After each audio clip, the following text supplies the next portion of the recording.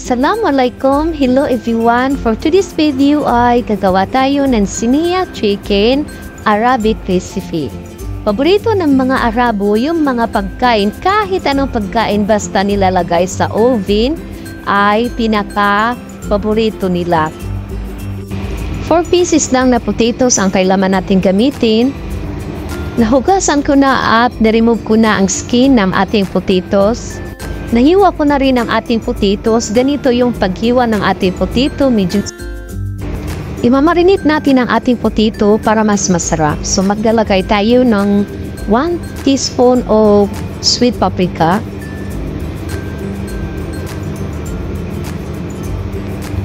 1 teaspoon of curry powder. 1 teaspoon of black pepper. And then 1/2 teaspoon of coriander powder. And then 1/2 teaspoon of salt to taste. And then mix natin para mag-absorb lahat ng mga spices sa ating potatoes.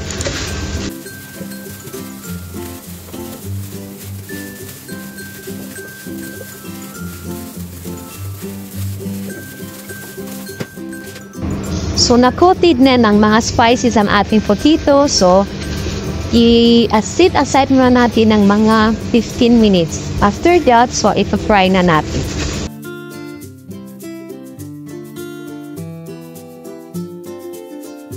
And then, ang ating chicken. So, ang gagamitin natin ay kalahati lang. So, hihiwain natin ang ating chicken ng medium size.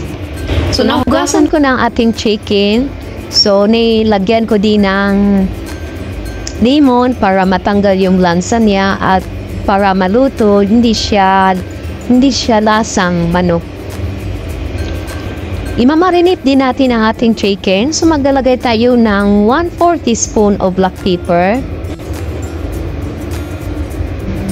1/2 teaspoon of sweet paprika, 1/2 teaspoon of coriander powder, and then 1/2 teaspoon of curry powder, 1/2 teaspoon of salt to taste, and then i-mix natin.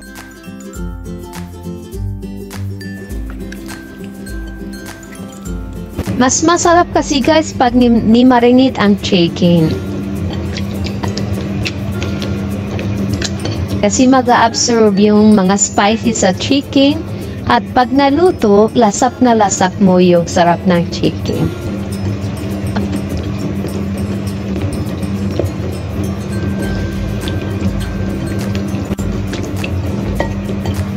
So, pag nag-absorb na yung spices natin sa ating chicken, so, isi-set aside muna natin ng mga 30 minutes.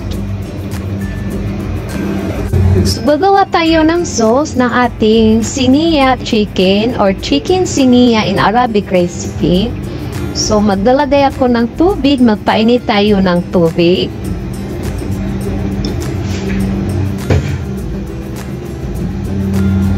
So, after kumulo na ang ating tubig, so, ilalagay natin ang ating isang pirasong magic cube. Tapos, i-dissolve natin ang ating magic. So, haluin natin para mag-dissolve ang ating dissolve ng ating magic. So, tatanggalin na natin ang ating maliit na pan sa ating apoy. Sa maliit na bowl, ilalagay natin ang ating pinadissolve na magic cube. So, andin maglalagay tayo ng mga spices. So, sweet paprika, 1/2 teaspoon. Black pepper, 1/4 teaspoon. 1/2 teaspoon of cumin powder. 1/2 teaspoon of coriander powder. 1/2 teaspoon of mixed powder. and 1 tablespoon of curry powder. 1/2 teaspoon of salt to taste. Then, since nawala tayong lemon, so ang gagamitin ko ay white vinegar. So, isang lid ng white vinegar. And then, 1 spoon of olive oil. Maglalagay din tayo ng 2 tablespoon of tomato paste.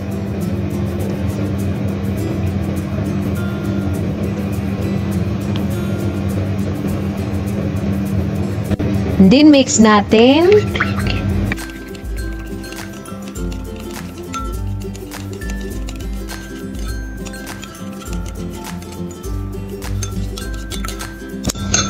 So, na-incorporate na ang ating mga spices.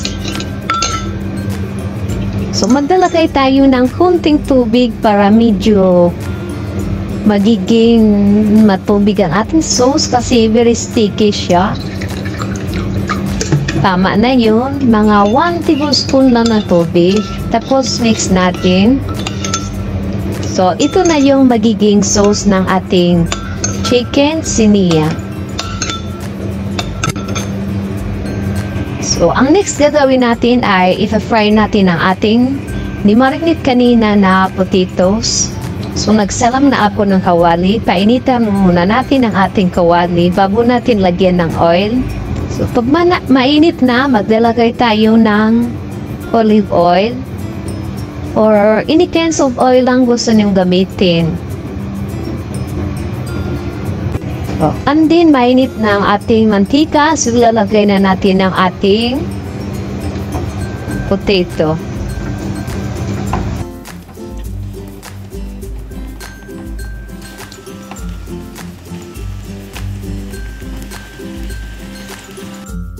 So, kapag half-cook na ang ating potato, so tatanggalin na natin sa ating kawali. Half-cook lang guys kasi ilalagay pa natin sa oven.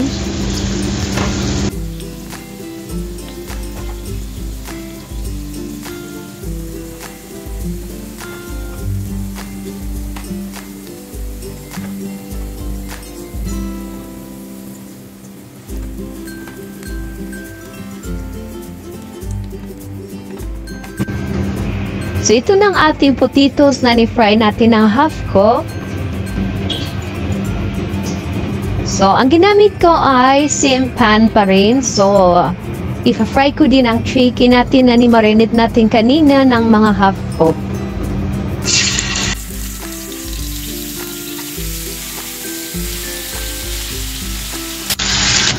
I-flip natin.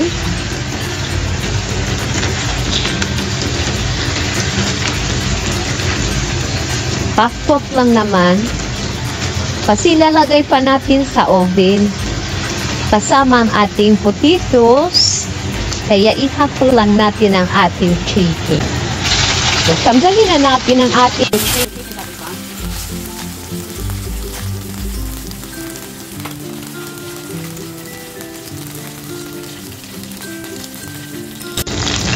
So, ito na ang ating half of chicken. Hindi ng ating onion ay i-slice natin ng onion rings.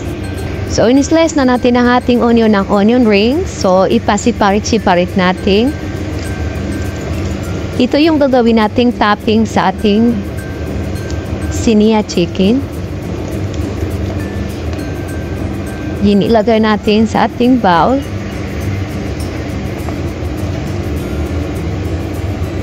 So, ito na ang ating onion rings. Gagamit tayo ng garlic. Tawa ko na ang ating garlic ng minced garlic. So, gagamit tayo ng ganito kalaki na baking pan para doon natin i-mix ang ating potato at ang ating sauce na ginawa kanina. Then, ilagay natin ang ating potato.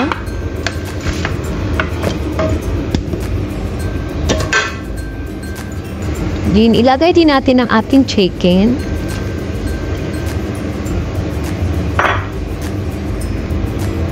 Lagay din natin ang ating onion rings.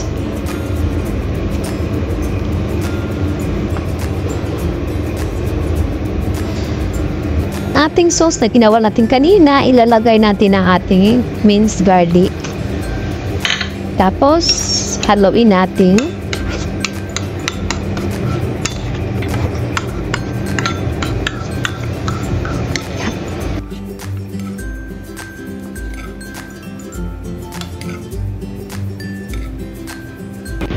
So, ilalagay na natin ang ating sauce dito sa ating chicken at potato.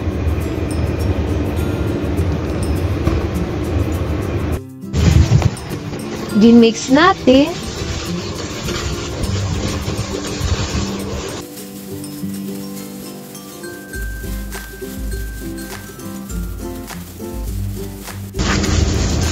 Kailangan mag-mix yung lahat ng sauce sa ating potato at chicken para mag-absorb yung spices.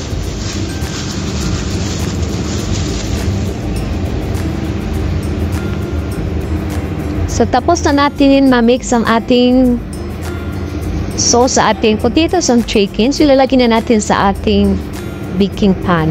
So, ito ang ating gagamitin. So, ilalagay muna natin ang ating potato.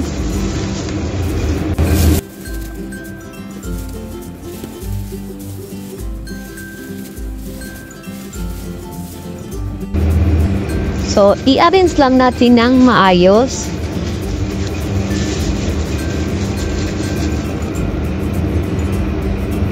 So, ayan na. Na-arrange na natin ang ating potato. So, ilalagay natin sa ibabaw ang chicken.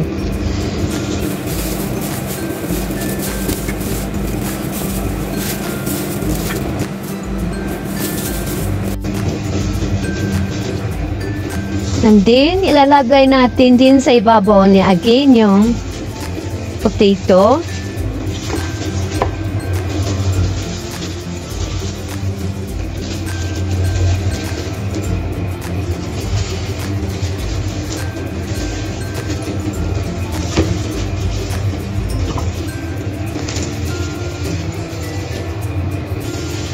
Then, ilagay natin sa ibabaw niya ang onion rings.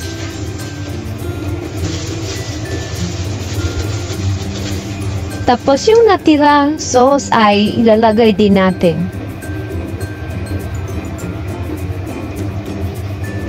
So, pagkatapos, ilalagay natin sa oven.